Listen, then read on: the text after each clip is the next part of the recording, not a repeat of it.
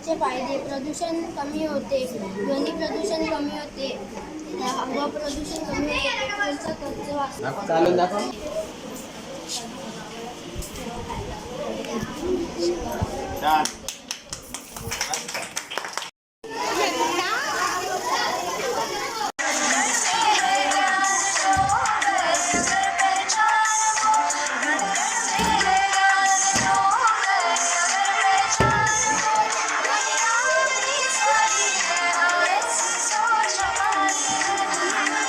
काहीतरी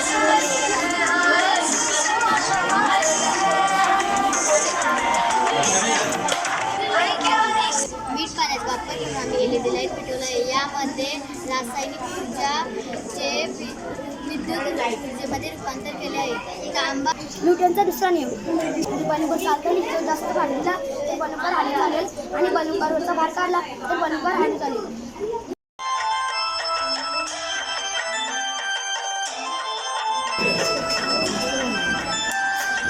पंपामधली हवा पाईप वाटे बॉटलपर्यंत पोचते आणि बॉटलला प्रेशर पडला की बॉटल वरती होते. हा प्रेशर झाला आहे आता.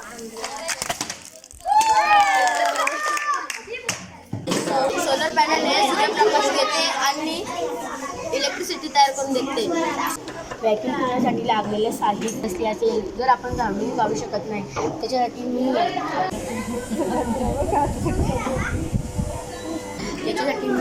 फळे तोडण्याची मशीन बनवलेली आहे.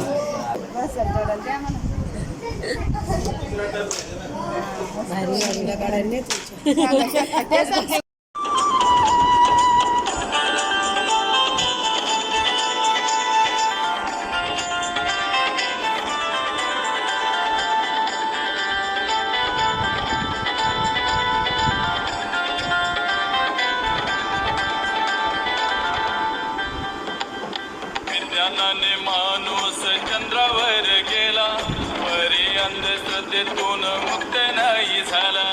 विज्ञानाने माणूस चंद्रावर गेला, परी अंधश्रद्धेतून मुक्त नाही झाला.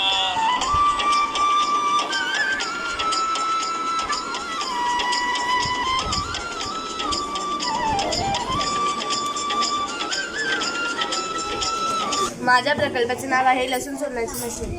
लसूण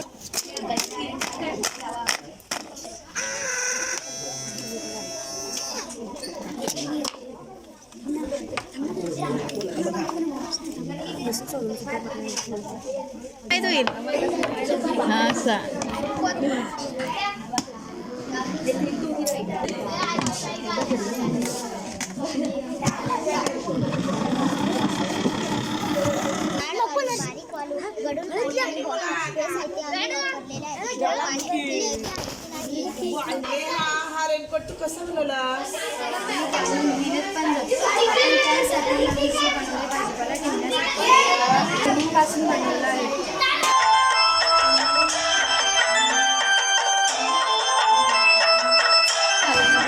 प्रदर्शन होतं आणि मुलांनी खूप छान प्रकारे त्याची माहिती पण सांगितली आणि छान प्रकारे प्रत्येकाला जेवढं सांगितलं तेवढं प्रयोग व्यवस्थित करून दाखवले आणि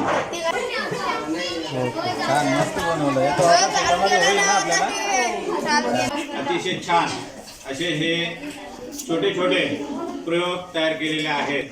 त्याच्यामध्ये मला त्यांचा भावी संशोधक किंवा वैज्ञानिक कसा तयार होईल हे त्यांच्यामध्ये आपल्याला दिसत आहे. त्याच्यासाठी आपण जो प्रयत्न केला तो अतिशय स्तुत्य आहे आणि आमच्या शाळेच्या वतीने मी आपल्याला मनपूर्वक धन्यवाद देतो. कौतुक करेल या मुलांचं, त्यांच्याकडून तुम्ही करून घेतलं आणि त्यांनी पण उत्साहाने केलं.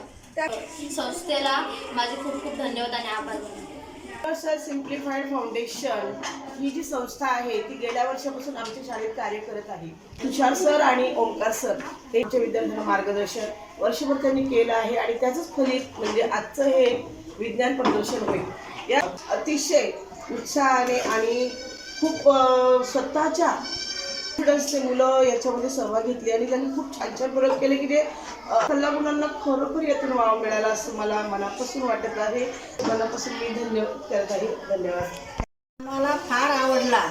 असं शाळेमध्ये करत जा. मुलं आमची याच्यामध्ये फार हुशार झालेला आहे.